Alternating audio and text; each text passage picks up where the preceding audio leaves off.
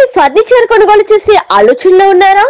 దీపావళి సందర్భంగా అన్ని రకాల వస్తువులపై 10% తగ్గింపు ధరలతో అమ్మకాలకు సువర్ణ అవకాశం కల్పించారు Sri Modavasavi furniture and home needs వారు. మరెందుకు ఆలస్యం, త్వరగా విచ్చేయండి. చింతలవీధి జంక్షన్, పాడేరు.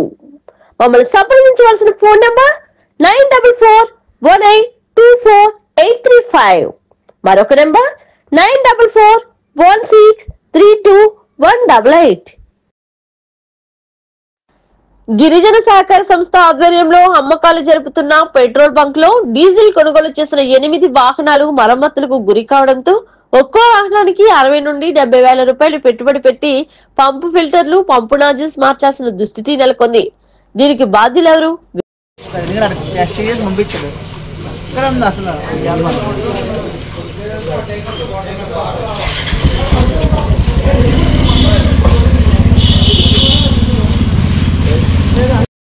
వివరాల్లోకి వెళ్తే, హుకుంపేట మండల కేంద్రంలోని జీసీసీ ఆధ్వర్యంలో నిర్వహిస్తున్న ఆయిల్ బంక్ లో డీజిల్ కొనుగోలు చేసి ఇళ్లకు వెళ్లిన వారు మార్గ మధ్యలో వాహనాలు ఆగిపోయి మరమ్మతులకు గురయ్యాయి.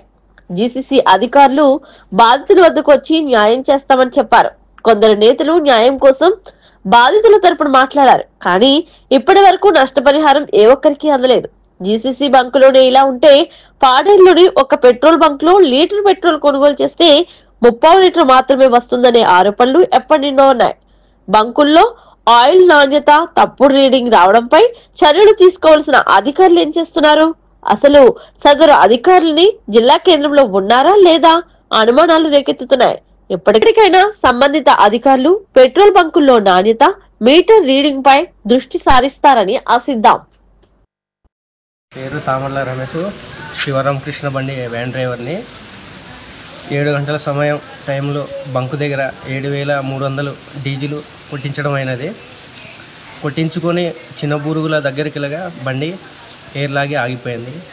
ఏటని చూస్తే ఆయిల్ కల్తీ అన్నట్టుగా అనిపించి బంకు దగ్గర వచ్చి అడగడం జరిగింది.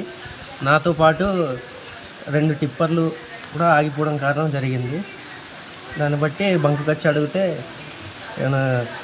ఏమి స్పందించట్లేదు. రేలి అండి, నేను బండి తీసుకొని 3 రోజులు అవుతుంది. నిన్ననే ఓపెన్ చేశాను మేము బండి ఓపెనింగ్ చేస్తే ఏమైందంటే, ఈరోజు ఓపెనింగ్ ట్రిప్ అని వేసుకొని వెళ్ళి అన్లోడ్ చేసుకొని వచ్చి ఆయిల్ కొట్టించామండి. 2000 ఆయిల్, 2000 రూపాయల ఆయిల్.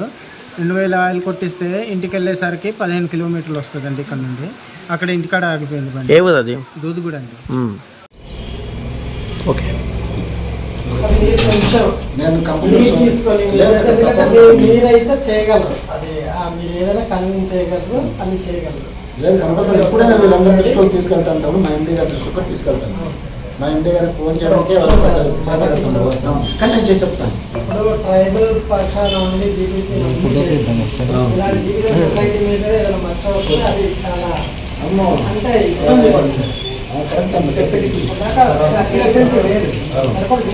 నమ్ముకుంటారు.